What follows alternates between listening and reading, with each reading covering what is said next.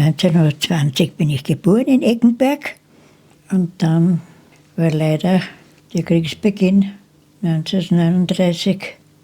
Dann sind die Bomben geflogen und dann war halt unser Haus auch dabei. Ihr Haus auch? Mhm. Und dann war halt nichts mehr da. Ja. Und was können wir machen, dass wir eben das verhindern können, dass noch ein Krieg kommt? Was können wir also machen dagegen? Kriege wird es, glaube ich, immer geben. Die Menschen werden sie nie vertragen. Es wird zu schön, um wahr zu sein. Bringt kein gutes Ende.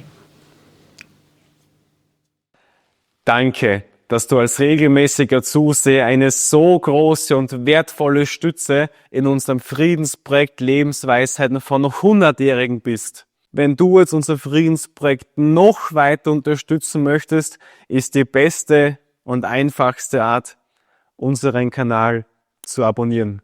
Das alles ist nur dank dir und dank dem Vertrauen der einzelnen Familien möglich. Danke. Danke. Einfach unten klicken. Ich bin der Daniel Bleunig, bin Begründer des Friedensprojektes Lebensweisheiten von 100-jährigen Menschen und bin diplomierter Gesundheits- und Krankenpfleger. Und genau diese wertvolle Zeitzeugengeschichte für den Frieden wirst du heute bekommen. Darf ich fragen, wie jung sie sein? Ich war im August 105. Also sie sind jetzt mittlerweile 105 Jahre, Ja. im August werden sie jetzt bald 106. Wie fühlt sich das eigentlich an, jetzt so 105 Jahre zu sein? Sie sind immer noch sehr fleißig aktiv. Morgengymnastik und so machen sie alles. Mache ich alle immer noch, ja. Tagtäglich. Tagtäglich, ja, das gehört dazu. Da gehe ich raus, dann gegen Mittag gehe ich immer am Balkon raus und dann mache ich dann meine Atemübungen für die Lunge und ja, War das immer schon wichtig für Sie, den Sport zu machen? das war wichtig, ja. Weil mein Mann war ja auch ein Turner und so waren wir beide im Turnverein und es hat gar nichts anderes gegeben als Turnen. Weil Sie sind ja mit 6 Jahren schon in den Turnverein gekommen. Jetzt im August werden es dann 100 Jahre im Turnverein sein. Ja, erstes Jahr. Ja, Sie sind ja 1920 auf die Welt gekommen. ja. 1920. Wie war das damals so in der Zeit aufzuwachsen? Es war ja kurz nach Ende des Ersten Weltkrieges. Wie haben Sie das damals so erlebt in Ihrer Kindheit? 1920 bin ich geboren in Eggenberg. Bin in Graz aufgewachsen, bin in Graz zur Schule gegangen. Und bin dann ja mit 6 Jahren in den Verein eingetreten. Das war dann meine zweite Heimat. Mit 16 Jahren habe ich einen Turnbruder kennengelernt. Hat mir nicht gefallen. Habe ich mir gedacht, was tut der Alte bei uns Jungen, der ist mir so alt vorgekommen. Und der ist mal dann, wenn es zum Ball spielen war, hat er aber mir einen Ball hergeschmissen. Habe ich noch mehr geärgert. Denke mir, was will denn der, was hat denn der? Und dann ist er übrig geblieben. Ja, aber er war nicht so ein junger Bursche, war immer so ein gesetzter.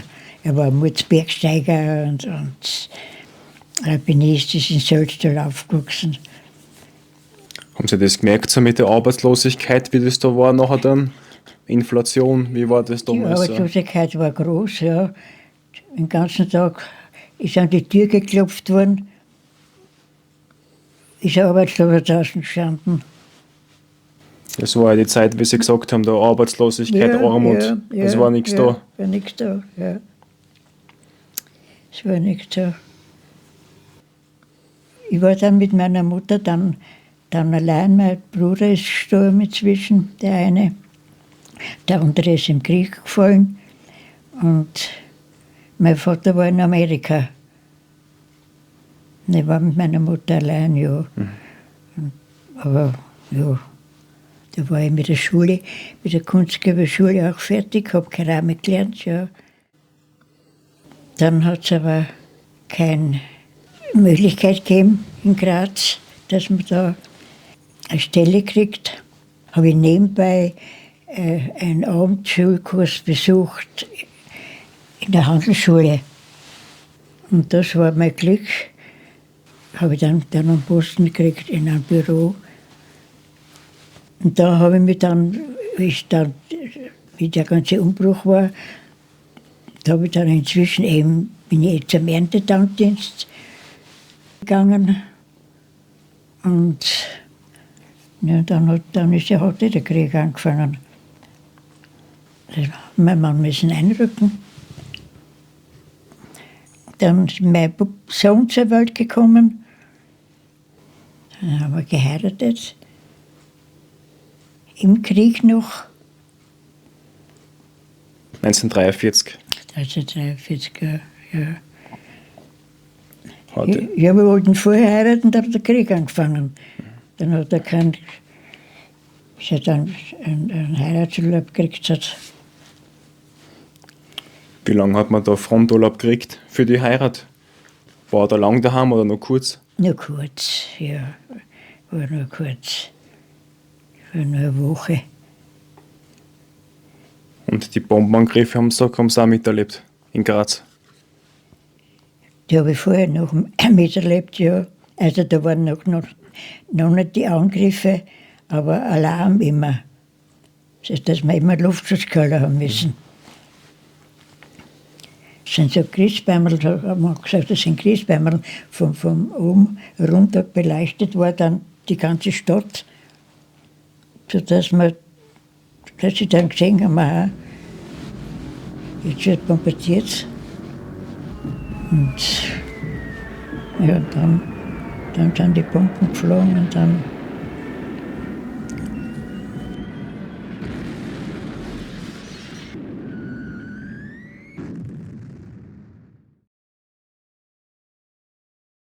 Und dann war halt unser Haus auch dabei. Ihr Hauser. Und dann war halt nichts mehr da. Ja. Das haben Sie mir gerade vorher gesagt, heute noch, wenn die Sirenen oft das ist immer so drinnen Ja, traumatisiert, kann man sagen. Ja, das war in der Stadt noch auch, ja. Dauernd war Bombenalarm und also das war eine ungute Zeit. Das war schon eine ungute Zeit, ja. Ich habe ja gelesen, in Österreich ist Graz am meisten bombardiert geworden von allen Städten. Ja, war jeden Tag. Also man hat immer müssen so bereit sein, dass man jederzeit hat können, dass man angezogen ist. Gerade, dass wir nicht mit dem Gewand geschlafen haben im Bett. Aber ja, Wie viele Leute waren da oft in so einem Luftschutzkeller drinnen nachher dann? Wissen Sie das noch, wie viele Leute da so drinnen waren? im Schlossberg, kann ich gar nicht zählen, es war so groß. Je nachdem, wo man hingekommen ist, da war zusammengepfercht. Da hat man gar nicht zählen können.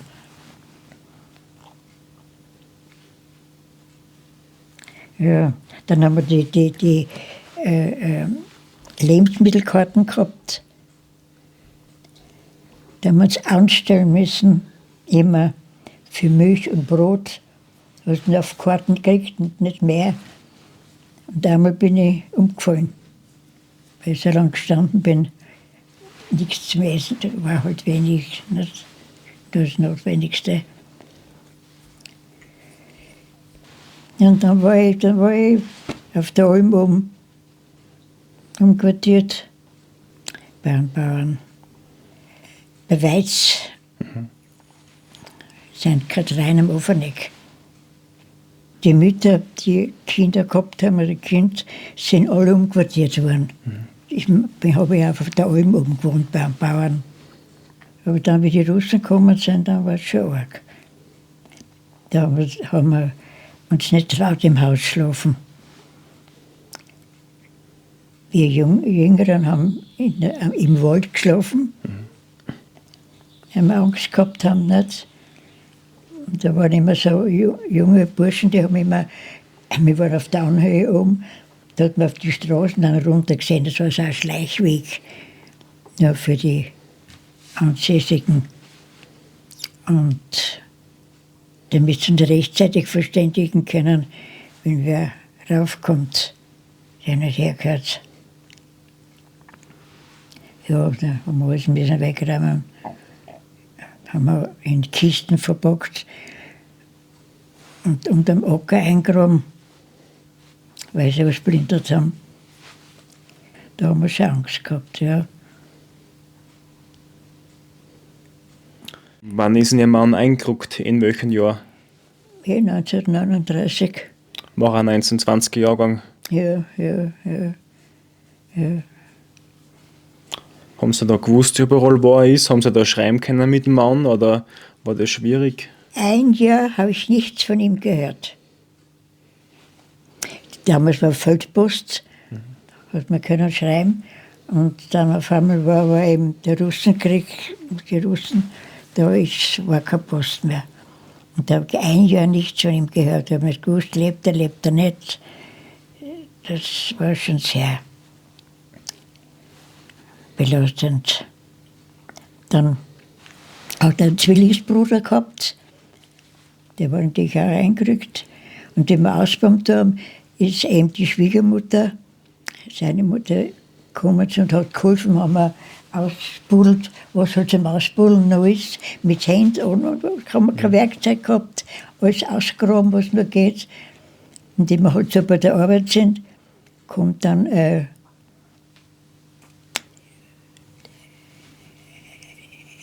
Mann daher, der hat gewohnt eben in dem Haus von der Schwiegermutter. Und der ist gekommen und hat gesagt, Frau Fuchs, Sohn ist da. Das waren Zwillinge.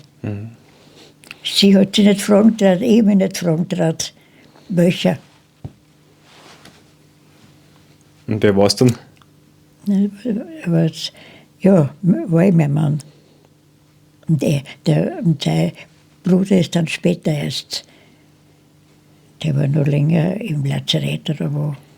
Ist Ihr Mann auch verwundet geworden, oder? Bitte? Ist Ihr Mann auch verwundet geworden? Ja. Zum Glück. Die letzten Splitter hat er noch gekriegt. Dass er dann von Danzig weg, hat er können noch, zuerst war er im Lazarett schon, und dann sind sie weggekommen von Danzig noch, dann war der Krieg schon aus Ende. Ist er noch mit einem Sanitäter, sind sie zu Fuß gegangen, dann beim Zug wieder mal ein Zug war, aufgestiegen und mitgefahren. Und der hat den immer mit dem Papier verbunden. Da hat er einen Durchschuss gehabt. Und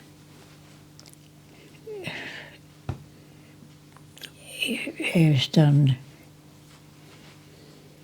im Spital gekommen, ins Lazarett gekommen, in Bad Aussee. Und da haben wir zum Glück, war der Onkel, wie man sagt, von uns halt sagt, Gebietskrankenkasse, der Oberste für die Spital zuständig. Den hat er dann gleich verständigt, weil die wollten ihn nicht Arm abnehmen. Damals waren sie schnell, alles gleich wegschneiden, gell? Und das hat er ihm Gott sei Dank verhindert. Haben Sie da viel Leute kennt, gerade so vom Turnverein oder von der Schule, die eingerückt sein und gefallen sein?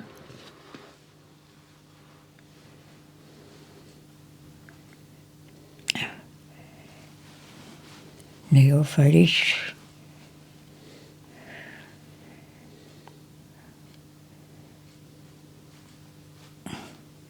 Kann man nicht sagen, wie viel. Genug. Genug, ja. Ja.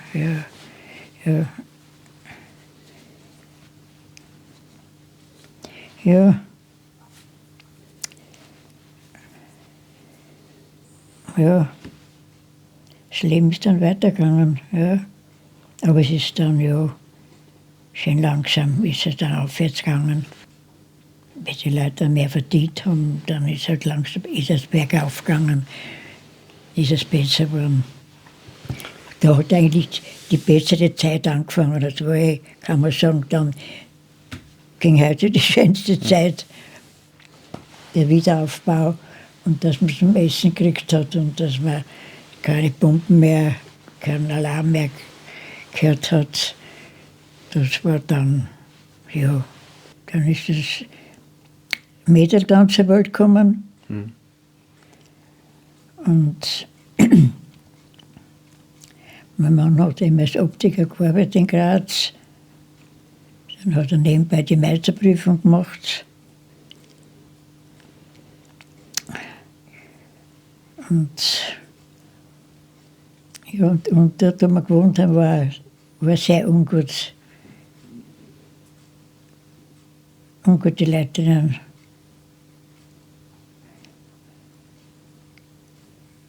Und durch einen Turnbruder haben wir gesagt, ach, durch einen Turner, der hat in Junburg, ist eine Verwandtschaft von der Ertl, ich weiß nicht mehr, wie er geheißen hat. Das ist zum Reden gekommen, weil mein Mann die Meisterprüfung gemacht hat, eben, war halt gut, selber ein Geschäft. Und tatsächlich hat er gesagt, du, meine Frau, die hat ein Haus in der Kaserngasse und da ist ein Geschäft leer. Achleitner. Nein, nehmen Achleitner. War das, ja. Und mein Mann hätte sich fast nicht traut. 2 Kinder ernähren, eine Familie. Und ich habe immer so, ich bin dann immer ausgefragt, was kostet die Reparatur im Geschäft bei euch und so weiter. Dann habe ich immer so zusammengerechnet, im Tag so und so viel, ein Scharnierl, ein paar Schrauben. Es ist eigentlich da ausgehen. Ich habe gesagt, du, probieren wir es. Und wenn wir alle Tag nur Erdäpfelsuppen essen oder Einbrennsuppen und Brot einbrocken, wir werden das hinkriegen. Und dann hat er sich wirklich getraut. Aber wenn ich nicht gesagt hätte, hätte er es nicht gemacht. Und dann, ja, ist eigentlich von Anfang an. Ja, das war nämlich dann so, in Junburg waren die Engländer. Und eine Freundin von mir war oben auf der Schmelz. Und da war sie Skilehrerin. Und hat sie gesagt, wir sollen sie mal besuchen kommen. Und da haben wir halt wirklich, sind wir mit dem Zug gefahren bis Schönburg. Und da haben wir dann warten müssen auf ein Auto, dass wir auf die Schmelz fahren können. Und da war in dieser Zwischenzeit, habe ich gesagt, na schauen wir uns die Stadt halt an. Und da sind wir halt so durchgegangen. Und dann habe ich gesagt, du, da gibt es gar kein Geschäft, kein Optiker. Ah ja, da hat er gesagt, hast recht, das wäre nicht schlecht. Und da sind wir immer auf den Gedanken gekommen. Und dann haben wir das auch, dann eben, haben wir mit ihm gesprochen, ja, wir möchten das machen. Und er hat gleich mit seiner Frau gesprochen und haben wir wirklich das Geschäft dann können mieten. Und dann ist halt langsam bergauf gegangen. Dann haben wir zufällig auch eine Wohnung kriegen durch Tausch. Denn so hat man keine Wohnungen frei. Und der wollte nach Graz, ja, wir wollten nach Junburg. Und in der Zeitung war das inseriert und da haben wir gleich dann uns mit dem verständigt und es ist ruckzuck gegangen. Er auf wie auf. Haben wir die Wohnung gar nicht gesehen vorher, müssen nehmen, so wie sie ist. Froh sein müssen, dass wir eine kriegen.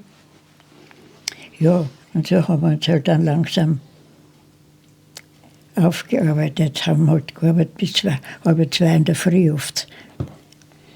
Das hat mein Mann aufgenommen hat zum Reparieren, wenn wir keine Angestellten gehabt. Dann gleich wieder um 5 Uhr in der Früh aufgestanden. Und bin ich um 5 Uhr aufgestanden, ja. Und habe vorgekocht und für die Kinder und am Abend dann habe ich sie niedergelegt. Und dann bin ich wieder geschlafen und bin ich wieder ins Geschäft gegangen. Und habe mein Mann ein Essen gebracht. Und er hat, damals war nichts elektrisch, alles mit dem Fuß, Drehscheiben. Und oben die Drehscheiben, also das war schon das Glas, alles Glas, heute ist es unzerbrechlich. Also Mutsarbeit, viel Fleiß, ohne Fleiß kein Preis. Das Genau, ja. Und dann ist es halt immer so spät geworden, ja. Viel Bergsteigen und dann hat es Fahrräder, hat man sich endlich dann einmal leisten können. Und das war schon einmal ein großer Pluspunkt mit dem Fahrrad. Das ist so wie heute ein Auto. War für uns ein Fahrrad, war damals auch teuer. Da ist auch langsam nur gegangen, dass man. Aber dann war ich mit dem Fahrrad immer unterwegs. Wie ich meinen ersten Fuß gebrochen habe, mein Kreuzbandriss gehabt, beim Skifahren, habe ich 12 Wochen Gipsfuß gehabt. 12 Wochen. Wie ich ins Spital bin, also ins Unfallkrankenhaus, haben sie den Gips raufgegeben. Mein Mann hat damals noch beim Gerner noch gearbeitet, war noch in Graz, haben noch gewohnt. Da war der Gips noch warm und nass. Da haben sie mich schon rausgeschickt. Da habe ich müssen in die Tramway einsteigen. Ohne Begleitung, nichts, so keiner.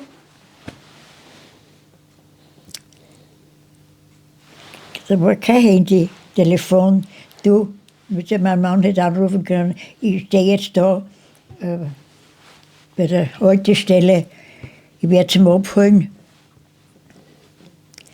Aber er hat gewusst, also, dass ich ins Spital bin. Und dann ist er zum Mittag heim, hat er gemerkt, ich bin nicht da. Dann hat er gedacht, halt, jetzt entweder ist sie unterwegs in der Straßenbahn und ist wirklich zur Station aufgefahren und so gewartet. Und dann hat er mich aufs Radl aufgesetzt, auf die Stangen, weil von der Station haben wir noch ein ganzes Stück zum Fußgehen gehabt. Und so hat er mich hergeführt.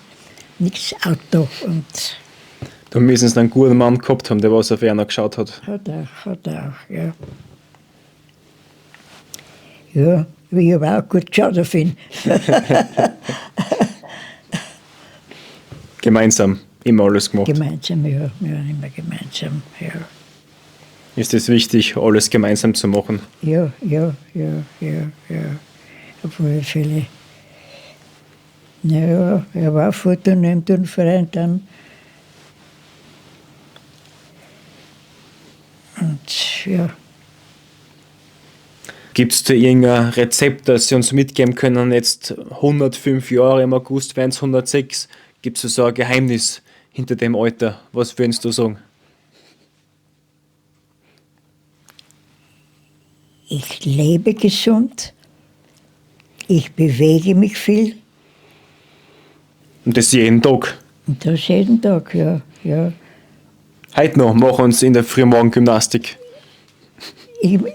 Dadurch, dass ich jetzt alles allein mache ich schon so viel Gymnastik, weil ich muss mich so strecken, dass ich da hinkomme. Oder auf, dass ich komme. Ich habe schon alles heruntergesetzt. Und da mache ich schon so viel Bewegung. Bin den ganzen Tag auf die Füße, bis ich da mal durchgehe, hin und her. Die große Wohnung, die muss ich sauber machen auch. Und ja, nicht den Lift nehmen, immer zu Fuß gehen. Ja, jetzt nicht mehr. Also, Ja. ja. Bis zum 100er. Beim 100er hat es mir das erste Mal erwischt. Ja, mit den Nervenentzücken. Da habe ich müssen. Freiwillig nicht, aber weil es so geschmerzt hat. Der Schmerz hat mit dem Lift eine drin. Aber sie sind ja mit 6, das muss man sich mal vorstellen, mit 96 Jahren sind sie Kugelstoß-Weltmeisterin geworden. Ja, das wundert mich selber.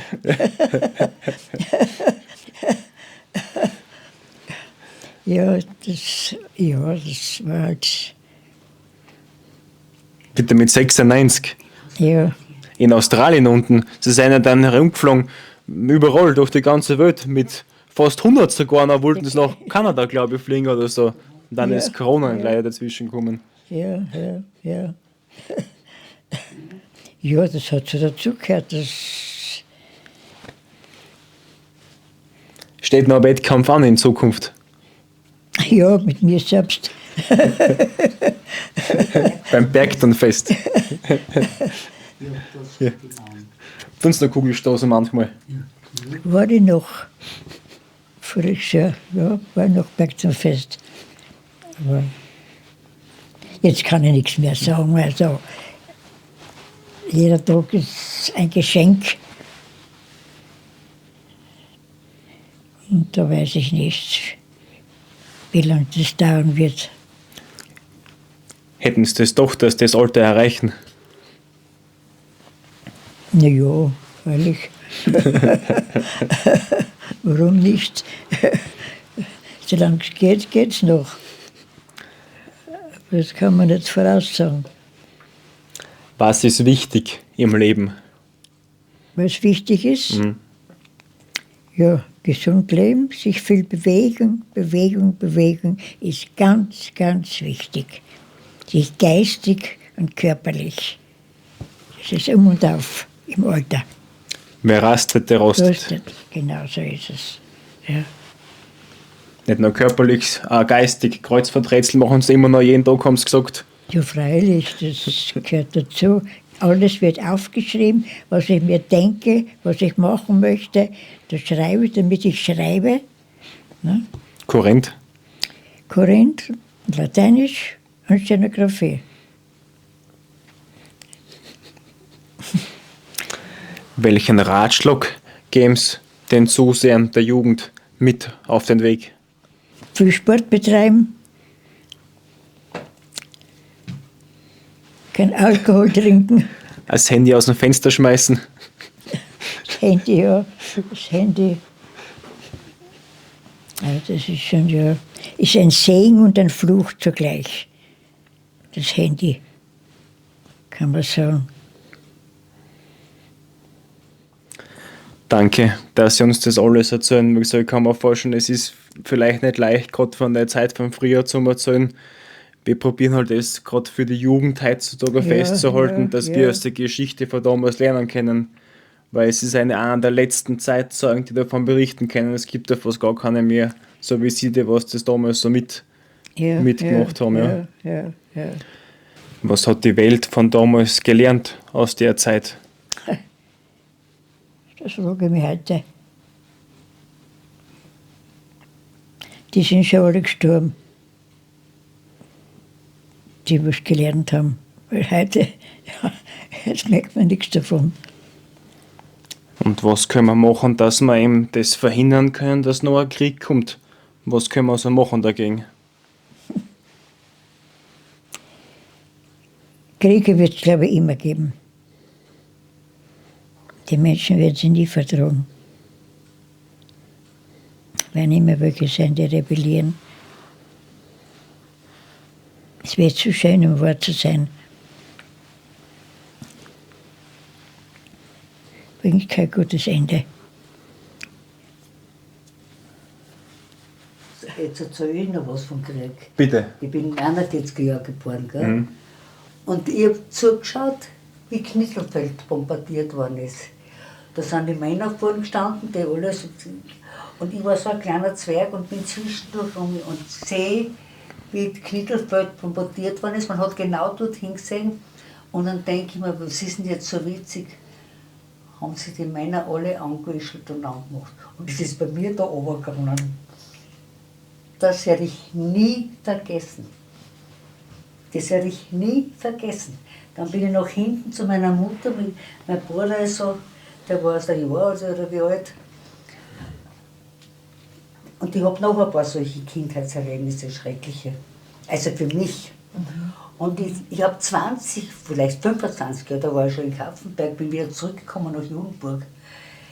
War schon, und wenn ich die Sirene, das hat Jahre gedauert, 30 Jahre oder was, wenn ich die Sirene gehört habe bei uns, ist mir schon wieder sonst. Ja.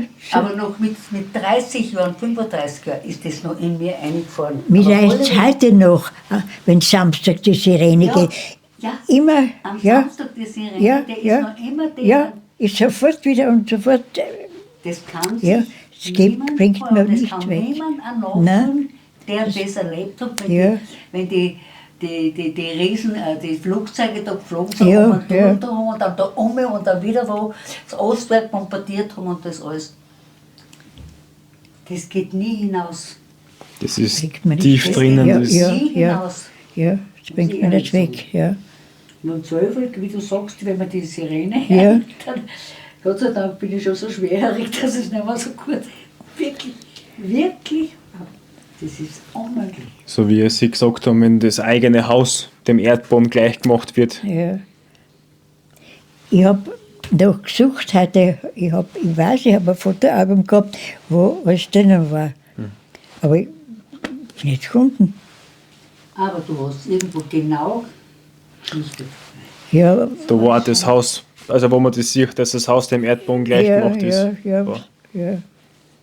Bei meinem Onkel, der hat ja in Graz in der anderen Straßenbahn, ist genau mitten durch die Wohnung, das Schlafzimmer hat es wegrasiert, die Küche war offen und dann haben sie so eine Hühnerleiter aufgemacht. Kann ich mich noch erinnern, wie man die Hühnerleiter aufgeht und er sagt, sein Schlafzimmer ist weg, die halbe die Wohnung war weg, nur die Küche, die war noch da und da war die Mauer weg. Dann haben sie nur so zu, das war in der anderen Straße, da ist auch eine Bombe reingegangen.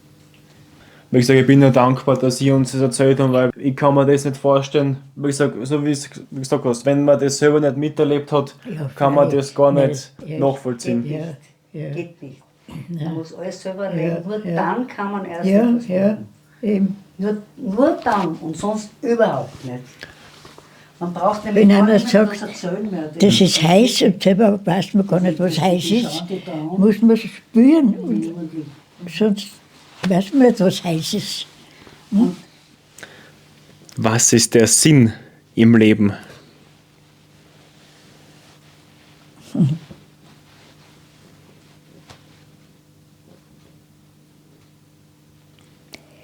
Was ist der Sinn im Leben? Gute Familie zu haben.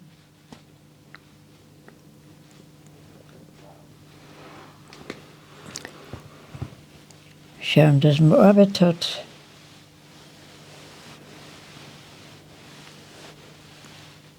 Viel Sport betreiben. Und dass die Familie weitergeht. Weiter wächst.